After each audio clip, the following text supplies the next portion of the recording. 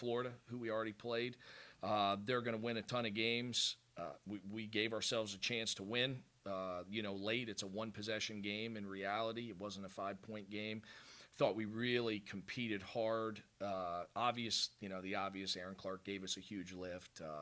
Tyler had a heck of a ball game. I mean, that stuff I think anybody could see. But, I think it's something we can build on. We looked the part tonight. And that's really, in my opinion, I told the team this, it's the first time we've looked like we can be a good team. We've won a few games. We lost a close one at Rhode Island, but it was a rock fight. They were bad. We were bad. It was just close because it was two teams playing poorly at the same night. I thought we played hard enough at Rhode Island. But tonight we played hard and we played well. We just wasn't quite well enough to beat a really, really good Yale team. All right, we'll start with questions from Coach. Just state your name and your affiliation. Chris, you want to go first? My name's Chris Bermucias from Newsday.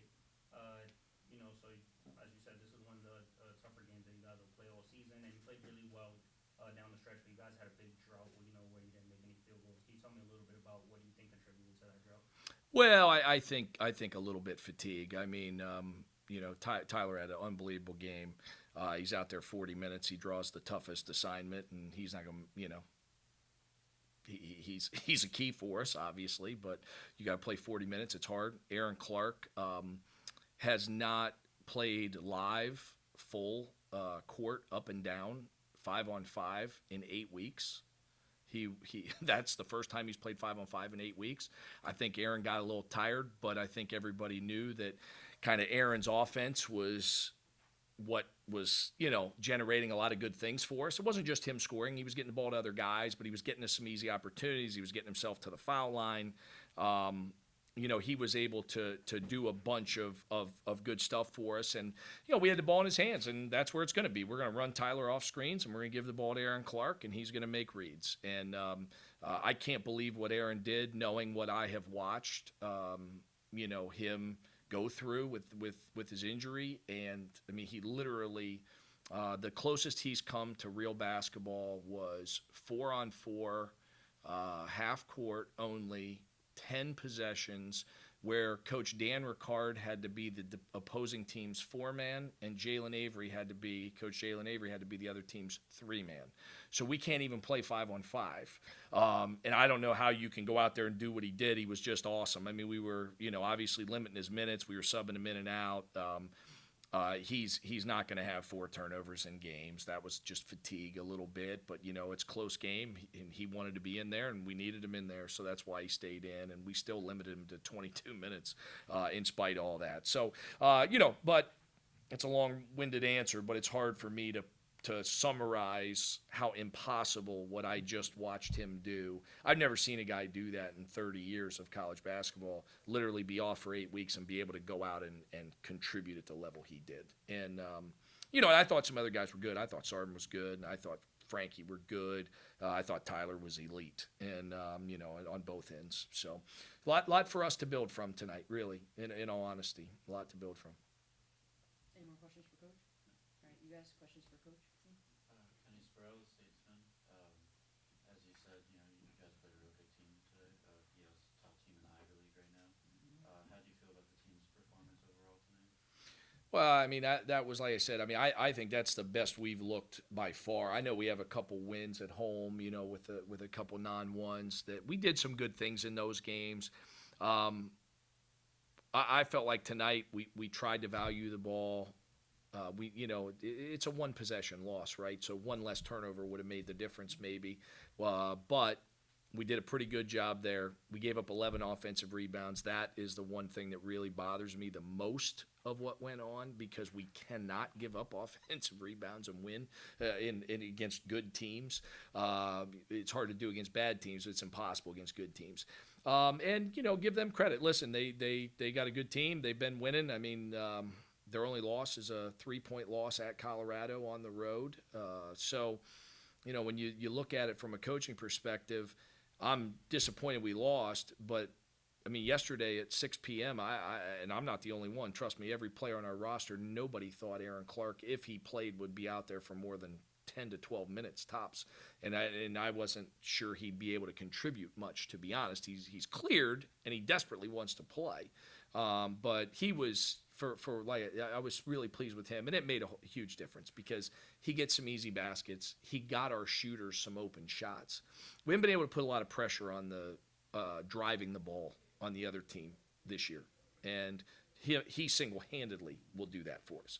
So overall, yeah, pretty pleased. I mean, disappointed you lose. Obviously, I mean that's our jobs to win games. But I mean, I'm not going to sit in here. We took a huge step forward. Huge step forward. I mean, I think you've been at all the home games. That's by far the best you've thought we looked. If not, you should quit. So it was anyway. There's that. Is there anything you feel like you guys could have done differently in those last couple minutes, offensively or defensively? No, I mean, look, we tried to run Tyler off some screens, and we had success with that and the whole game. And could we have maybe hit him one more time? Sure. Aaron Clark diced them in the first half off ball screen. In the last, 10 minutes of game, he was exhausted.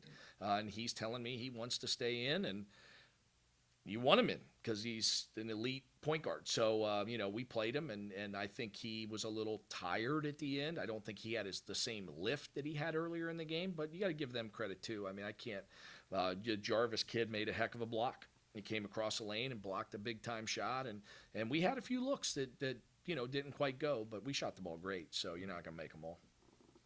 And a little different starting five tonight. Started Taj and then Tanaj, and you put Sarvan on the bench. I got word that Keenan was again that decision. Could you? He was Sarvan was injured the other night, received treatment, and was unavailable to practice Wednesday, was unavailable to practice Thursday, was unavailable to practice Friday, but didn't want to not play. So he's cleared, but he's banged up, and he just showed some toughness and some heart, and I should toss him in. I mean, the guy's 3 for 6 from three, all in the second half. Big time shots, and it's hard to not practice and play. I know I went on a long time rambling on the Aaron Clark thing because I've never seen 8 weeks. I mean, I've seen, Sarvan, I give him a lot of credit because most guys would have not played today with what Sarvan's got going. But he sucked it up for the cause and was out there and was effective and was helpful on both ends of the floor. As we move forward, I think he'll get healthy. It's not something that's going to prohibit him in the future, but he was close to not being able to play. All right, Chris, questions for Tyler? Not right now. I'm sorry, I can't. No? You guys have questions for Tyler? Yeah. So you'd only scored 20 plus once before this season. Today was the third time you've done it in 8 games this season. What's been going right for you offensively? Just staying consistent and doing what I do. Hunting the right shots, taking the right shots. My teammates finding me, setting me up. So that's probably it. Just staying consistent. You played 40 minutes tonight. How are you feeling physically after that? I'm tired, but I feel good. I feel way better than I did the last game, surprisingly. But fatigue is gonna hit me tomorrow, though. Any for Tyler, Chris? Yeah. So in the first half, you were really getting to the free throw line a lot. I think scored most of your points. So can you tell me just what you were seeing a little bit out there that was giving you those lanes to attack? Well, I could tell he was gonna play aggressive. I could shoot, so just trying to get to the lane a little bit. I think the first couple I got from just crashing and getting an offensive rebound, going up strong. So just looking to attack. I pump fake. I see he's gonna, he's jumping on a couple of my pump fakes. So just being aggressive, and then understanding that we're in the bonus, and we got to attack more. That's something Coach Eugen has told us a lot. All the coaches have said, we're more than a shooting team. We got to try and attack, show teams we could do other stuff. So that's pretty much about it. All right, cool. Johnny, Thank do you you. have a question? Yeah, all right. Fire away. Tyler's leading scorer, plays almost every minute of every game, gets the other team's best player, usually defensive assignment. Whether it be throughout his career here or just this season, what has impressed you the most about his growth?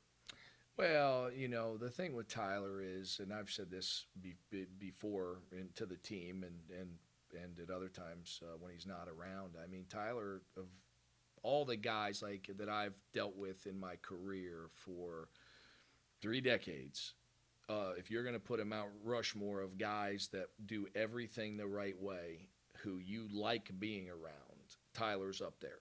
He comes to work every day, and if you were to go back and look through the history books, he has had every role imaginable. He has not got in games as a young guy on our team. He has started.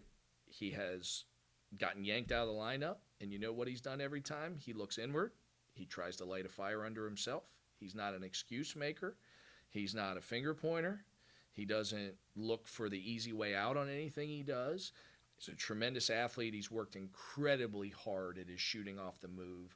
He couldn't cut and shoot when he got here. He could stand and shoot, and now he can cut and shoot. He's worked tremendously hard at his dribbling. I think Coach Avery and he have built a nice rapport, and they've really improved his skill level with the ball.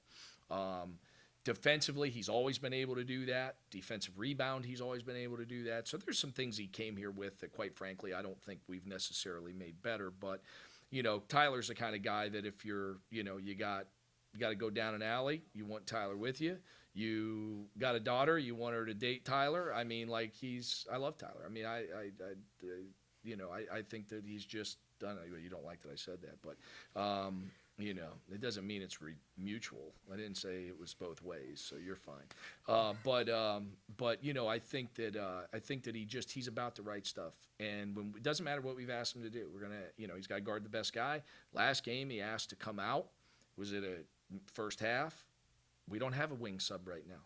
All my wing subs are down the end of the bench wearing contraptions and can't go in, so we don't have one. So we don't have one. And you know what he does? He sucked it up. He went out and he got a deflection, got a defensive rebound, and made a layup. So maybe he wasn't as tired as he thought he was. So but I think Tyler's going to continue to have a big year for us. I know he is, because he just he's going to stay at it. And when he has a bad game, and he's had some bad games this year, when he does, just gets back to work. No excuses, and just moves forward. So, I think he's going to continue to have a real big year, and we're going to need him to continue to have a big year, even as we can finally add some guys back, and develop a little bit of a rotation. And I mean, I'm excited about next, whether we go Tuesday or Wednesday. We'll go live 5-on-5 potentially without a coach on the court for the first time since before we played Florida. I mean, think about that. We have not had a real 5-on-5 live drill because we don't have 10 guys cleared. That should hopefully happen next week. So, maybe we can get better in practice for a change. It's hard to get better when all you do is walkthroughs and talks and things like that. So we got to clean some stuff up, and the stuff that needs cleaned up, a lot of it is physicality around the rim, defensively, and blockouts. Can't really do much live with 7 guys in practice. It's kind of tricky. So.